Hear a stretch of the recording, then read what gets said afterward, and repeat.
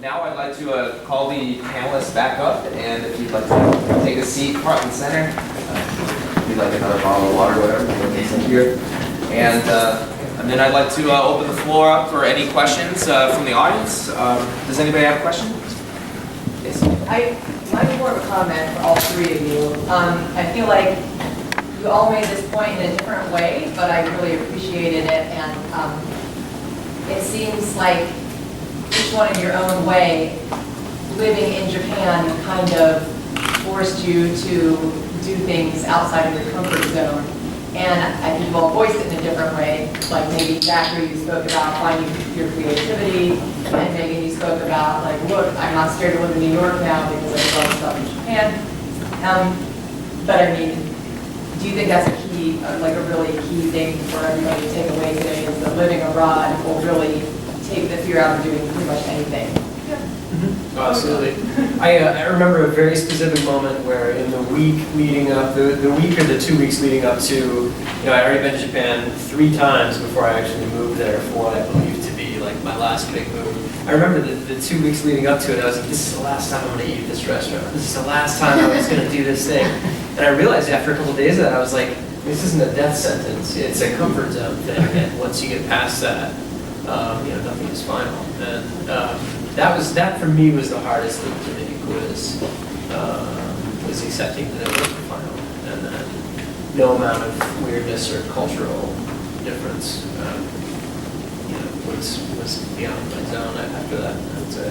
I mean, it does give you a sense of self-confidence that you can do something different than most people. And for me, like a lot of my own self-confidence, how I look at myself is tied up in my own job.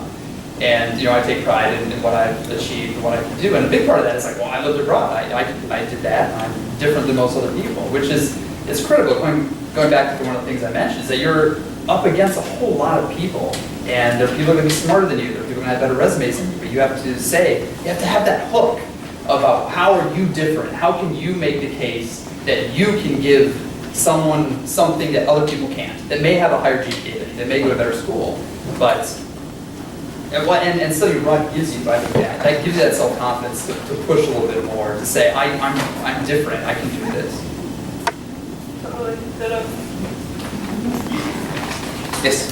On the same vein, despite what Zach said about your Japanese language textbook, I think we have a lot of takeaways from that can't this be session. We'll talk after this. Now, Zach, you said that you've been in Japan for 4 months and you have done your being gaijin thing, and now you ran into this situation where you started taking photographs. So that was your step into your zone outside of your comfort zone. Now, in the study abroad scenes today, there's a big push for 2 things. One is shorter study abroad. The other is anybody with any level or no level of language preparation can go. So bigger door, shorter stay, which to me sounds like less opportunity for going out of that comfort zone. So you have had, between the 3 of you, you probably had about 6 or 7 study abroad adventures. So I wanted to have your comment on this trend and what you would say. Of course, 1 day of study abroad is probably infinitely better than none, but beyond that. I think a shorter study abroad is a big disservice for people. Because at Nanzan, the people that left after a semester, it was all, it was still like peaches and cream and everything. They're like, oh my God, Japan is amazing, I love it. Yeah. When you get there for a year, then you start seeing kind of the warts on it. And then I did the Saitama program that was mentioned several times earlier. And by that time, I was like, I'm tired of, I don't like homestays, I'm tired of this, and I want to go. And I don't think the people that only left after a semester didn't get the full experience. So I think it's a great disservice if you only see the good parts, the excitement, but it doesn't get more normal for you. And yeah, I think combined I was in Japan for like 8 months, and I feel like I was really just starting to hit my stride, like at the end of the internship in terms of like figuring things out and, seeing some of like the warts and the difficulties and, and all that, so. Because Yeah, then I don't when know. you live there afterwards, then you're treated not as a student, you don't have the bubble of a university surrounding you, you're out by yourself, you try to get an apartment, and it's a nice apartment, he's like, oh, I have a good job, I can afford it. And then they say, well, you are really white, and we don't want to give you this apartment. And then you don't have anybody to stand up, you don't have anybody to run to and ask for protection, and you won't get that if you don't spend more time there. So I would agree and disagree to both of those things. I think, things didn't really normalize for me until 6 to 8 months, really, where you feel like, yeah, you're doing it by yourself. I would argue for, of course, longer homestays, to Ryan's point, longer stays in general, but less about the homestays. I think the homestay structure is part of the problem because it's a bubble. It's a fully protected environment where you're only kind of shown the best side of things.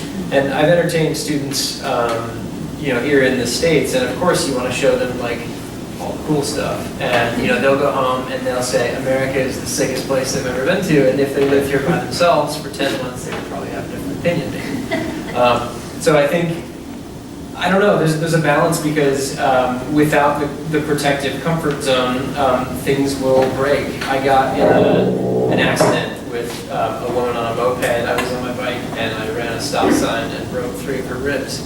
And I didn't have a net when that happened.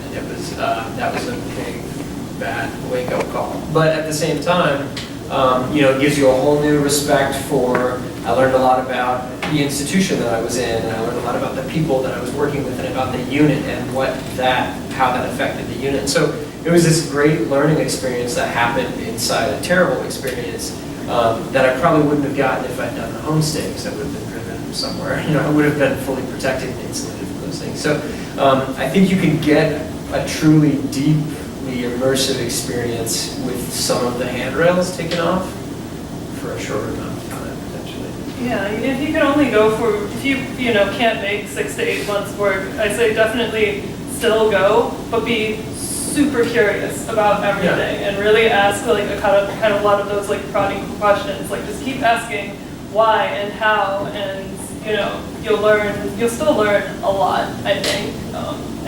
And as you talk with people, you'll start to build up trust, and they'll start to share more of like kind of the underside of Japan things, that we've been referencing. So please still.